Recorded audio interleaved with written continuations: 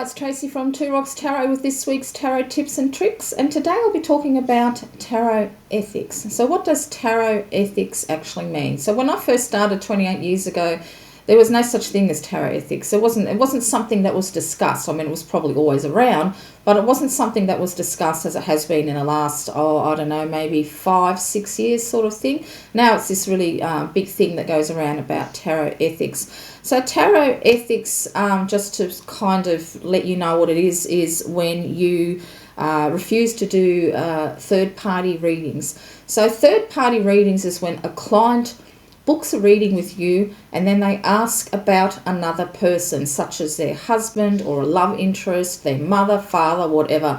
That's classed as a third party reading. So they're not actually asking anything about themselves, they are asking about another person. Okay, so a lot of tarot readers refuse to do that because they feel like that it's ethically not right.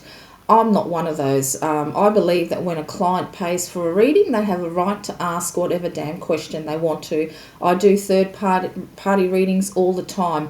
Now, I won't do them for things like, I don't know. I mean, there's certain things that you wouldn't do, like, I really hate these type of questions like, I can't even think off the top of my head. I'm trying to think. If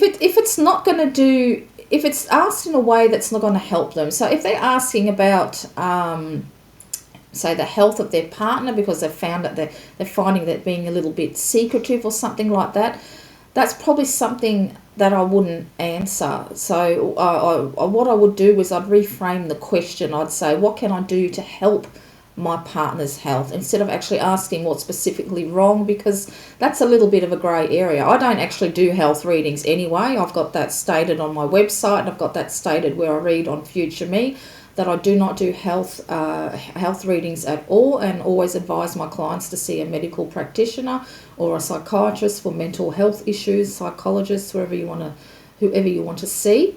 So I don't do that. So I don't refuse third-party readings, but it has to be a valid question. So it's not if you just want to, like, asking about, how much does my brother earn in money or something like that. You know, and not that I would really be able to predict that, but you know what I'm saying. Something that's not really for the betterment of themselves. But I do third-party readings, but you know, it has to be a valid question. It can't be like a sticky deep big question, just asking it for the hell of it. So that's the sort of thing that tarot ethics revolve around. There's also a lot of tarot readers don't do predictive readings. So by predictive readings, when you're actually looking towards the future, when you're actually predicting something, I have to say that 99.8% of my readings online are predictive readings. They always involve some type of prediction. I always find though that my best predictive readings are ones that don't start out like that. So I did have a lady who I did a reading for on Future Me, and now when you read on Future Me, it's set up that when you actually do a reading for them, that they always ask to give feedback, and you know, you hardly ever get feedback on your reading, so you never know whether it's a hit or miss, you know. Anyway, this one particular lady that I did a reading for, well, she gave me feedback 5 years later, and she said that she could not believe that everything I said hit the nail on the head. So I was really curious, and I can actually look back on my history with my readings through this app on our side, and it was such a general reading. For me, it didn't even look like a predictive reading. There was nothing at all predictive about it, but it was so general, yet everything came true. So even though you do predictive readings, sometimes it can take 5 years to take, you know, before things actually start to happen, okay? A predictive reading that I predicted for myself was that I would get married again, that I would, divorce quickly and marry again quickly, which I did not believe, but I did. I was with my first husband for 20 years. I met my second husband a week and a half, I believe, later, and 6 weeks later we were married. So, and when I looked back, because when I did ask about, you know, will I ever get married again, I did, and it was actually a year and a day later that it said that I would get married. So that's what a predictive reading is. So I do predictive readings. But always with the client's benefit in mind. I mean, because so many of them ask, I have asked, especially now, will I lose my job? How can I, should I take this job? Should I retire? They are all predictive readings. I think what a lot of people, think when they think of predictive readings, that it's actually, the type that I predict that you're going to meet a tall, dark, handsome stranger. And you might too. You might walk into each other at the supermarket and he knocks you down, you look up and he's gorgeous, but he's a real a-hole.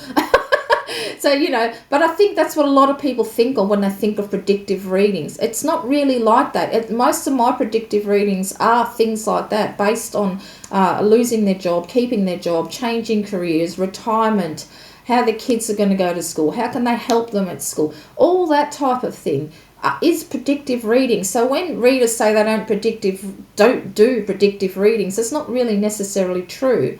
However, having said that, nothing is written in stone when it comes to the tarot. So if you see something in your reading and you don't like the look at the way it's going, you're predicting that it's not going to go all that right, well, you have the power in your hands and in your life to change that way. You can change things, because just taking the Celtic cross, for instance, because, it does the past, it does the present, it does the future, and it does now. It does all of that combined in one spread. So you can see by looking at it where perhaps you made a mistake in the past, where you might be doing that now. If you might be following that same pattern that was in the past. And then the future looks like it's going to be very much of the same. But, you've got the power in your hands to change things. Nothing in tarot is written in stone. So while I do predictive readings, I always stress that you can change things if you're not liking the way your path is going. So always remember that. Always remember that.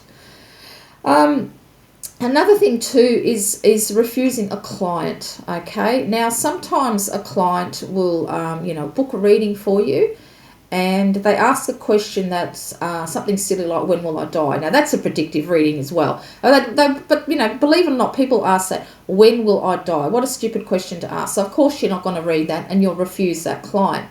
And sometimes, like I did have one lady asking if she should have an affair with her neighbour.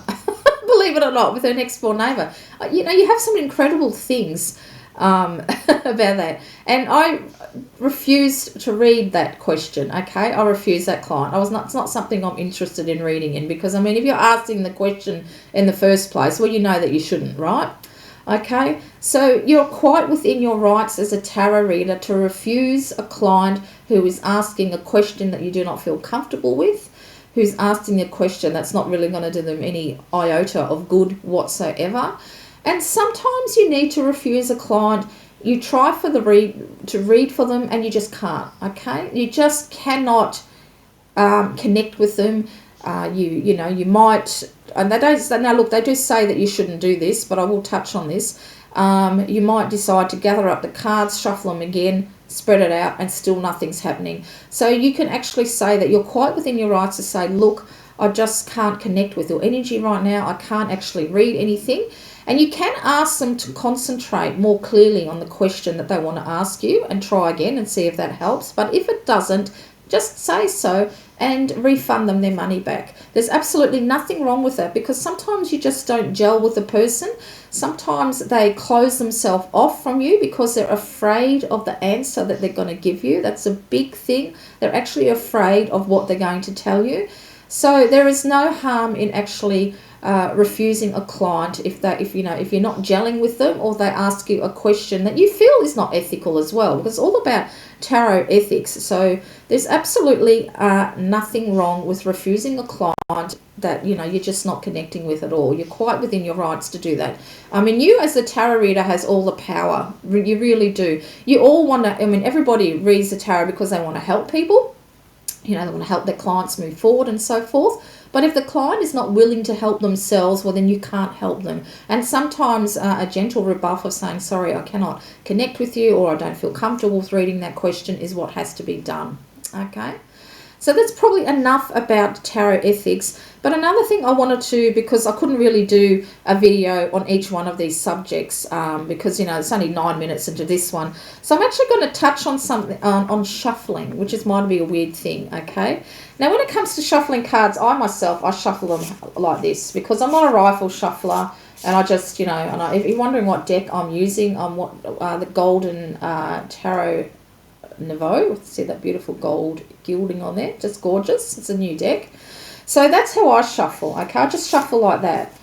Some other people, you might like to, especially if you read reversals, which I'll touch on in a minute, you might put all the cards on the flat surface and then just mix them all around, and then just pull out whatever card calls to you, or swirl them all around, put them all back together again, and you can actually cut them 3 times. So like that, and then like that again, and then stack them all up together and deal off the top. You might like to fan them out.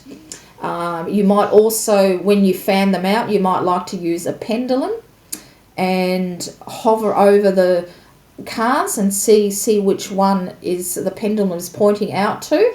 And with the pendulum, though, you're going to have to ask the pendulum which is yes, which is no, and which is maybe as well, okay? So, because otherwise you won't know which one they're actually picking out. So for me, yes is clockwise, no is anti-clockwise, and swinging back and forth is a maybe, or not sure. And swinging back and forth this way is ask again. Okay, so you've really got to decide which way your pendulum is going to. I suppose I should grab a pendulum just in case of those of you who are not familiar with it. So this one here, so this is a pendulum. That's my OP8 one. I've also got a rose quartz one, which does not like to be used for asking questions. It actually likes to be used for healing. So if I ask this a question, am I a girl? There you go. Can you? And I'm not actually moving that, but can you see how it's going? Yes. Okay. And then I'll ask, should I pick up my husband today from his trip? And now, let's see how it's saying, it's going back and forth, right? Really, really bad back and forth. And the reason it's asking me to ask again is because where I have to pick him up, I've actually got to drive at night because he's just come back from a mine trip, and I don't like driving in the night. And and where I have to pick him up from is some place that I haven't, well, I've driven past there, but I haven't actually tried to pull over and stop. It's a little bit new for me. So that's why I'm asking that. So let's ask, so is it safe to pick him up where I'm going to pick him up from? So it's actually yes. Can you see that? I'm trying to, all right then. Okay, let's have a look. Now this is going to be interesting. Is my cat still alive? Now, see how it's gone anti-clockwise? Well, she's not. She's in spirit. But it's also a bit of a funny way, the way it's spinning around. Oh, there you go. It's going really, really big. Now I get a lot of messages from her and says, so that's a no. And I'm not moving it. I don't move it. What I usually do, though, is I'll have my actual elbow on the desk that I'm reading from, but just for this demonstration. So this is what you have to do when you, so if, let's say, just to give a demonstration, I've just pulled the top card off my deck. Should I do a quick message with this one? No. All right. I pick the second card from the deck. Should I do a quick message with this card? Yes. Okay, so this is yes. So, all right, so this is telling me that whatever this card is a message for somebody out there. And here I've got is the Nine of Cups. The Nine of Cups. Usually the Nine of Cups looks like someone who's very self-satisfied. This particular one, he looks quite pleased with himself. He looks quite happy. And I'm going to take it as that somebody's going to get some good news out there. So someone's going to have some good news out there for the Nine of Cups. The wish is going to be granted, okay? That's just to tell you. And this is what you do. So you'll fan out the cards like that, and then you'll just get your pendulum, whichever hand that you use, and what card wants to be picked out, and it'll actually tell you. So this has actually gone all the way opposite, so none of them want to be picked out. So, and you just do that over each individual card, and it will swing, but you must ask your pendulum first, what's yes, what's no, what's maybe, and what's ask again. So, going that way when picking up my husband is ask again, because I know I have to pick him up, and it's a silly question. So that's why it's saying ask again, because it's a stupid question. Okay. So also with the shuffling, we're going to touch on jumping cards. So jumping card, and this is how I do it now, how I actually shuffle. So I shuffle, what I actually say to myself, I invite the goddess and gods, my angels and guides into this reading. If I'm doing it for a client, so say I'm doing it for Sally, and I invite Sally's goddess and gods, angels and guides into my reading to get together with my guides to give her a true and accurate reading. So that's what I actually say. That's just a spiel. You don't have to say that. I never said anything for many, many years, but I like to invite, because I read for a lot of people, I like to invite everybody into this reading so, I can give my client the best answer that they need. So what I do is I just shuffle hand over thing, and while I'm shuffling, and I've said all my spiel and I'm shuffling the deck, it's really hard to do it up in the air like this, okay? Now that's what's called a jumper card, okay? See how that card sticks out like that? So if I'm doing this reading, I would take that one as number 1, that one as number 2, and then I would take, so I'm doing it backwards, that one there as number 3. And then see how this is sticking out there? I'd take that one as well. And I would actually take the next one, because that's really stuck out as well. And probably that one too. So that's what a jumper card is, okay?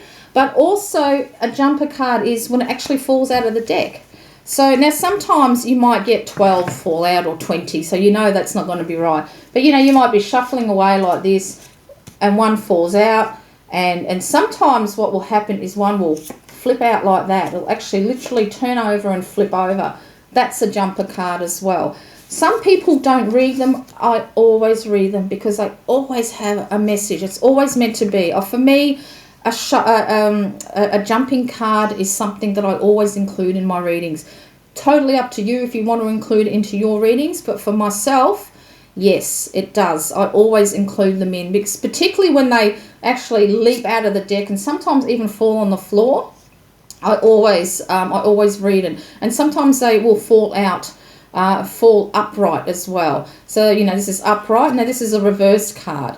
So I was going to touch on reversals as well, because personally, myself, I don't read reverse cards. I never have. I think when I first started reading the tarot, I tried to, and I just found it was too confusing. And when you're new to reading the tarot, you'll probably find this too. It's too confusing. And as you get better and you've read for longer, you will know when a good card is actually means more of a reversed meaning than it does an upright meaning. So what I'm going to do is see if I can find a card that has plagued me for many, many years. And of course, this is all over the shop now. So now what I'm going to have to do, because I've been mucking around with this deck, I'm actually going to have to make sure I turn them all the right way around. Actually, this is the card that I was after, so that was really good. So what I do when I always make sure that my cards are in the upright position. And you will know, like I said, you will know when a good card is more in a more negative aspect. You just kind of know, because you're looking at, for one thing, you look at the spread position, you think of the question that you've asked, you look at all the other cards that are surrounding it, the above, the below, the left, the right, whatever. So this particular card is the 9 of Pentacles. Now, for many, many years, when I asked a question, so I asked, will I get the job? And I got the 9 of Pentacles as my answer. I knew it was a no. Yes, that's right. It was a no. Most other people think, oh, surely that means a yes. No. Every time I asked something that meant a great deal to me and I got this card, I knew it was a no. Okay. Now, some 17 years later, or for the last 17 years, I should say. So the first 20 years, it was more of a no. And then the last... no, sorry, it was not. Yeah, actually, I'd say that for the 20s. So probably the last 8 years or so, it means a yes. I'm trying to really think exactly when it started to mean a yes, but it would be a good 20 years it was a no. And then it means a yes. And of course, the Nine of Pentacles, shown so beautifully with all this gold on this particular deck here, is showing a woman who is very happy, who's very satisfied with her life. All of her needs are being met. She's comfortable being on her own. She's happy with her bird, which could be her familiar, could be a pet. She's happy. And I wasn't for so many years. But what this card was telling me was that my time will come, that I will live like the Nine of Pentacles woman, but not at that particular point in time when I was asking these questions. Now I am. Now I live the Nine of Pentacles. All my dreams have been answered. I mean, I've been very happily married for, gosh, it's already going to be 17 years next year. So, you know, but when we first got together, it was quite a struggle until we come to Western Australia and got good employment opportunities. So it took a long time, many years, for the Nine of Pentacles to be a yes card for me. So don't get sucked into this mindset that when a card is reversed, that it's bad, and that when a card is upright, that it's good, because that's not the point. That I can't tell you how many times I got that as a no. No matter what I asked, it was a no. Because we were toying about moving back to New Zealand, where my husband is from, because it's absolutely beautiful in New Zealand. It's beautiful. But it's very, it's a lot of poverty over there.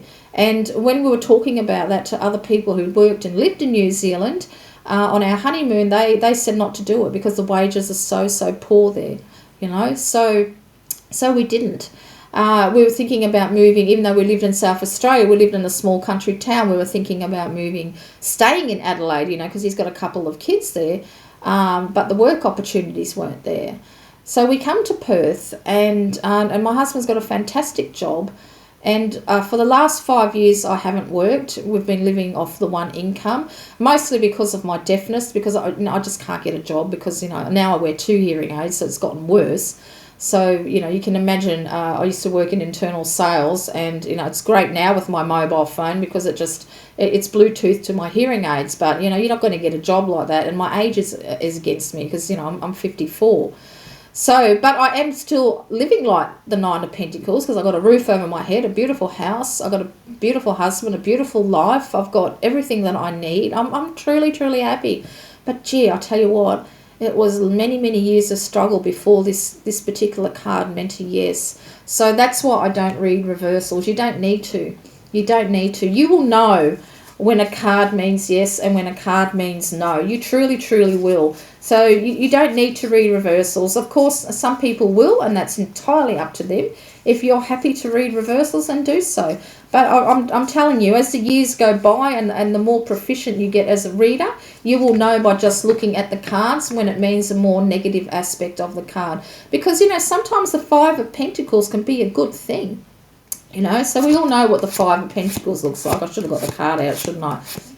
So the Five of Pentacles depicts some poor people walking past a church in the bitter cold of snow. And it's actually quite a good image on this particular one here. I bet you it's going to be the last card as I say that. It's always the way, you know. Oh my gosh. I just love this deck though. It's absolutely beautiful. Such a stunning deck. I still don't know if I should do a walkthrough, but I've been using them as I've been, here we go, about all talking. And so this is the Five of Pentacles, just in case for those who are super new to the tarot. So as you can see, it's some poor people, you know, he's on crutches, and they're walking past a church. So there's actually salvation there. But for many people, the church isn't a salvation. For many people, the church has been nothing but a thorn in their side, of being oppressed and not being able to be free, and so that offers no salvation. But sometimes the Five of Pentacles can be a good thing because it will come at your time of your life when you're really questioning something. So you may be questioning your spirituality, where it is, where it's going, what you want to do. It also shows that you could be very much ignoring something as well, and you might need to turn around and look behind you to see what it is that you have ignored. So the Five of Pentacles is not always necessarily bad. Of course it can be bad. It can represent loss, like a job, a loss and things like that. But, you know, it's just a doorway. that we've stepped through and we need to get through before we get onto the, come up to the 6 where things are a little bit more balanced and we have more give and we got, take and give, sort of give and take, that's what I'm trying to say. So, the 5 of Pentacles, when this turns up for me, I always think about what is it that I've got that I don't realise that I have. Is the grass really greener on the other side? So it's a card that will make you think, and that's how you should look at it when you get the 5 of Pentacles. Just think about it. So there you go. So I've actually touched, I should say. I'm not talking very well today. Touched on a few things: tarot ethics, the shuffling and the jumping cards, and reversals as well. So yeah, so I think that's about it really. But so that's, I wanted to touch on that. Also, I suppose I could actually add in this as well, confirmation cards. So confirmation cards is when you've done a spread, and like just say it is the Celtics Cross, and you've got number 10, you pulled out the 10th one, and it's not really clicking with you. So what you do is you can actually shuffle and then pull out a confirmation card. If I pull out a confirmation card, which I very rarely do, but if I do want one, after I've done the spread and, I put the deck aside, what I do is I actually take the card from the very bottom and use that as my confirmation card and put it down next to the card that I want some type of confirmation on. So confirmation card really, the actual word confirmation is a bit contradictory because it's not confirming the card that's come before it. So if you've got the, say, like you've got the 10 of Swords, and you got the, say you wanted a 3 of Swords was what you want confirmation on, and you're going to think, oh Christ, that's just all heartache and pain. Even though I don't actually look at the 3 of Swords as a heartache and pain, I look at it as a new direction in life that's as yet unknown to whoever's having the reading. But if you pull that as a confirmation card, you're going to definitely think that you are going to be in for a lot of pain. Okay, so this is, it's not confirming the 3 of Swords. It's actually adding to it. It's giving you more information on the card before it. Okay, so say it is the 3 of Swords, and you've got the 10 of Swords. So what it's saying is, yes, there is definitely a new path that's not known yet, but it's also, this card is confirming, if you like to say, or adding to that reading. It's not really confirming. I don't want to use that word because to me it's not really a confirmation. What it's adding to the reading is that a new cycle is going to begin. And yes, obviously if it's you're probably going to have a little bit of pain, but you always must remember with this particular, and this actually shows it beautifully, is see the golden clouds, there's always a golden lining somewhere. No, it's got a silver lining, but because this is actual gold, the sun will rise again. It really means that it's as bad as it's going to get. So this is really adding to the 3 of Swords, that getting the 10 of Swords is as bad as it's going to get, and you will pick yourself up and you'll be able to get on. You've gone through a complete cycle and you're now ready for the next cycle. You're actually kind of going back to the Ace of Swords if you want to do it that way, So don't look as confirmation cards as confirming what's going to happen in the card that is preceding it. So if you get the Tower card and you get, like the 10 of Swords or something like that, don't necessarily think that something bad, that the 10 of Swords is confirming that something bad is going to happen in the Tower, because the Tower can always represents great change, something that's going to shake you to the core, but it's also very enlightening. And if you did get the 10 of Swords after the Tower, which I think I've put it away now, what it's doing, it's adding to that. It's actually adding to how the cycle has changed, and it's really going to make you look at things differently, pick you up, shake you up, and put you down again and start afresh. So don't look as confirmation cards as confirming that, that because it's a Tower card or it's even a Lover's card, that something bad is going to happen, or that you're definitely going to meet somebody, you're definitely going to have a relationship. It's not that. It's just adding to the meaning of the card. So don't even use confirmation when you want a confirmation. They're all called confirmation cards, but if you want to add to the card, if you want to know more about the card that you pull, instead of even thinking in your mind, I want a confirmation card, just say, can you give me more of an idea about this card? Or can you give me what is the real message of this card, and then pull a card? Or can you give me any more information and pull a card? Don't just ask for confirmation. Just, ask something that you really want to know about that card. Can you tell me more about this card? Or can you tell me more even about the card position? Don't forget to ask about positions as well. You might have something really, really weird. So we'll just keep using the Ten of Swords. Say you've got the Ten of Swords. Now, number 5 in the Celtic cross is usually what's above them. I think is the original position meaning. I myself use number 5 as the client's strength. So what are my strengths in that? And then you get the Ten of Swords and you're thinking, oh, right, what are my strengths? I just get walked all over. I get stabbed in the back, blah, blah, blah, all that type of thing. No, your strength is that you pick yourself up when shit happens. You can pick yourself up and walk away and start anew. That's your strength. So when shit hits the fan, you're really good at building up your life again. So that's what I mean. So if you, got that in 5, all right, and then so you want to say, okay, so that's my strengths, but you're not sure of that. You're thinking the more negative aspects. So then we'll pull a card and then you tell me something more about the card, and then you get the Page of Swords there. And this is in a very defensive stance on this particular card, isn't it? And now this can sometimes represent gossip as well, particularly when it is with the Ten of Swords. So, and if this is your strength, is that you don't listen to gossip. You're not listening to what people are telling you. You can become defensive when you need to. You will stand up for your rights. You will live to fight another day. So that is what it means by asking of can you, adding value to the card that you originally pulled, which I should really do this way. I'll never learn it, hey, all these years of making videos, the mirror image.